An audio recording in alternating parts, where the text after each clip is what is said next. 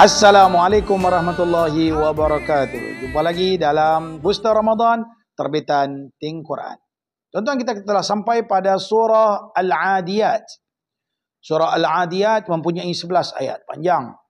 Mudah-mudahan kita cukup masa untuk huraikan dengan ringkas. Pertamanya, Allah Subhanahu wa taala berfirman ba'da a'udzu billahi minasyaitonir rajim. Bismillahirrahmanirrahim. Wal 'adiyati dhabha. Demi kuda perang yang berlari kencang termengah-mengah. Falmuriyati qadha. Dan kuda yang memercikkan bunga api dengan pukulan kuku kakinya yang kena batu ketika dia berlari. Falmughirati subha. Dan kuda yang menyerang dengan tiba-tiba pada waktu pagi. Fa'atharna bihi naqa'a. Sehingga menerbangkan debu ketika kuda itu berlari. Fawasatna bihi jam'a. Lalu menyerbu ke tengah-tengah kumpulan musuh. Innal insana lirabbihi lakanud. Sesungguhnya manusia itu sangat ingkar ataupun tidak bersyukur dengan anugerah Tuhan kepadanya. Wa innahu ala dhalika lasyahid. Dan sesungguhnya dia, yakni manusia, menyaksikan sendiri dan mengakui keingkarannya kepada Allah. Dia sendiri sedar dia sedang mengingkari perintah Allah. Wa innahu lihubbil khairi lasyadid. Dan sesungguhnya cintanya kepada harta benar-benar berlebihan, menjadi-jadi, membuat-buat sifat cintakan kepada harta dan dunia. Afala ya'lamu idza bu'thira ma fil qubur. Maka tidakkah dia mengetahui apabila apa yang ada di dalam kubur itu dibongkarkan ketika itu, apa dia nak jawab? Suasana esok di akhirat. Wa hussila ma fis sudur. Dan apa yang tersimpan di dalam dada akan dizahirkan pada ketika itu. Inna rabbahum bihim yawma idzil khabir. Sesungguhnya Tuhan mereka pada hari itu maha teliti terhadap apa keadaan yang mereka telah lakukan. Sadaqallahul azim. Dalam surah ini, tuan-tuan yang dirahmati Allah, Allah memberikan satu peringatan.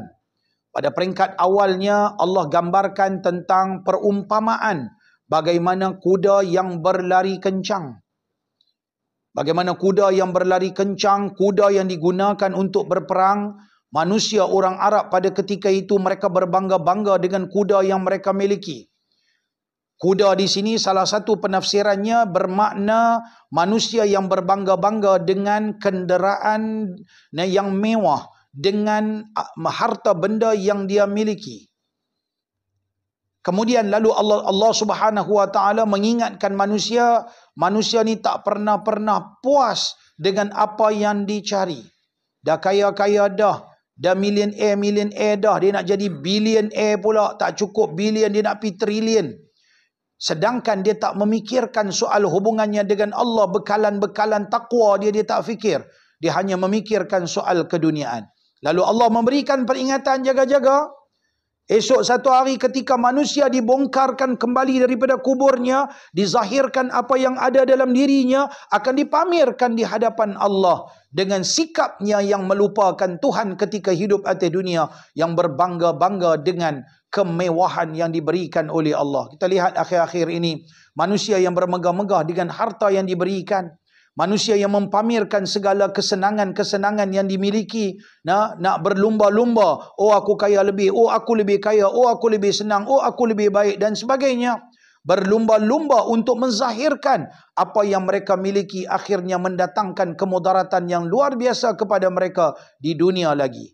Oleh itu, tuan-tuan, marilah rezeki yang Allah berikan kepada kita, kemewahan yang diberikan, kita gunakan dan kita infakkan pada jalan yang baik, agar kita tak disoalkan begitu teruk nanti esok di akhirat. Dan kita menjadi manusia yang benar-benar mensyukuri nikmat kurniaan Tuhan. Kita kongsikan apa yang kita miliki dengan mereka yang benar-benar berhajat kepada bantuan. Mudah-mudahan harta ni kita tak akan bawa mati, tuan-tuan. Jadi kita gunakan harta ni untuk kita menjadi satu jambatan yang akan menghubung antara kita dengan Allah Subhanahu wa taala. Jumpa lagi. Sekian. Assalamualaikum warahmatullahi wabarakatuh.